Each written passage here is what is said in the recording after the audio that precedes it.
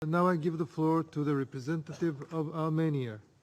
Mr. President, I would like to congratulate Japan on assuming the membership in the Security Council and the presidency for the month of January.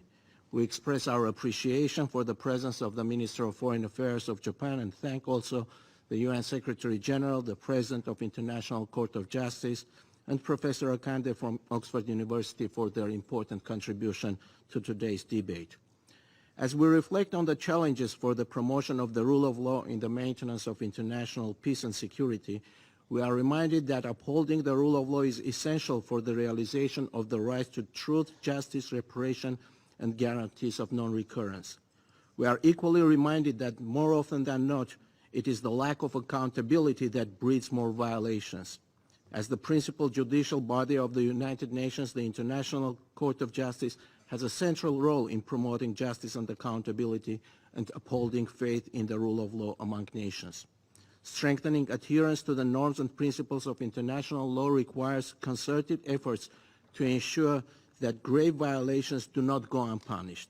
Armenia is committed to efforts to effectively address and combat impunity, having recently launched the process of ratifying the Rome Statute of International Criminal Court.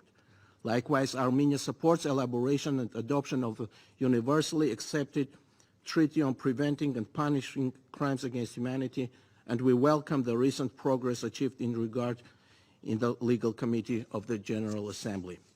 Mr. President, time and again Armenia has alerted the international community on the instances of gross violations of international law in our part of the world. We have repeatedly brought it to the attention of the Council that Azerbaijan has been engaged in the illegal practice of acquisition of territories by force, having duly reported such acts of aggression under Article 51 of the UN Charter. We have consistently alerted the members of the Council that, emboldened by the results of the use of force in the past, Azerbaijan now seeks to normalize violence and aggression, to impose unilateral solutions, and to conduct the policy of ethnic cleansing in Nagorno-Karabakh.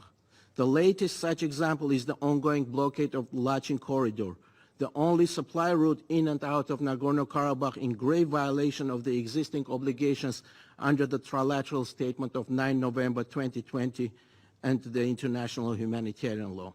Among numerous violations of the norms of international law, the blockade of Lachin Corridor also challenges the ICJ order, namely the provisional measure to refrain from any action which might aggravate or extend the dispute before the court or make it more difficult to resolve, unquote. Mr. President, on 20 December, the Security Council held an emergency meeting to address the humanitarian situation in Nagorno-Karabakh. We appreciate the publicly expressed calls by the Council members to restore the free and secure movement along the Lachin Corridor and to respect the previously reached agreements and resolve the differences through peaceful means.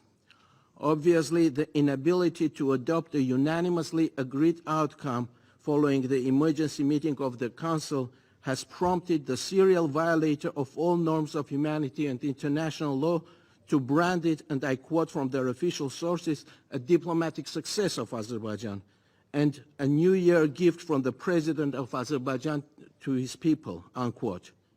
Isn't it an affront to the collective conscience of this body responsible for the maintenance of international peace and security? For more than 30 days now, the safe and unimpeded passage of people and goods continues to be denied. Children remain separated from their families.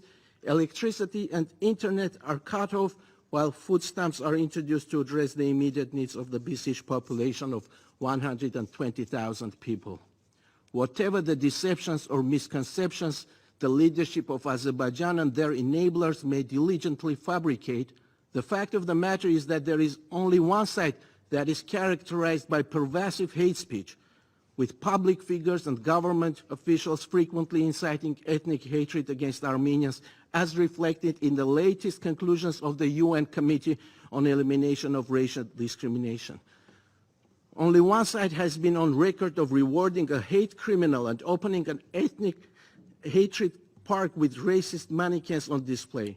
Only one side fails to return prisoners of war in flagrant violation of Geneva Conventions and keeps harassing and kidnapping civilians. Only one side keeps violating ceasefire and invading the territory of the other, And there is only one side whose military commits, cheers, and celebrates horrendous war crimes as ever-mounting disturbing instances of atrocities, including against women, continue to surface in social networks. Mr. President, Armenia believes in the United Nations, in the purposes and principles enshrined in its charter. We believe in the basic principles of resolution of conflict derived from the international law. We believe in the integrity and independence of the International Court of Justice and of the International Criminal Court.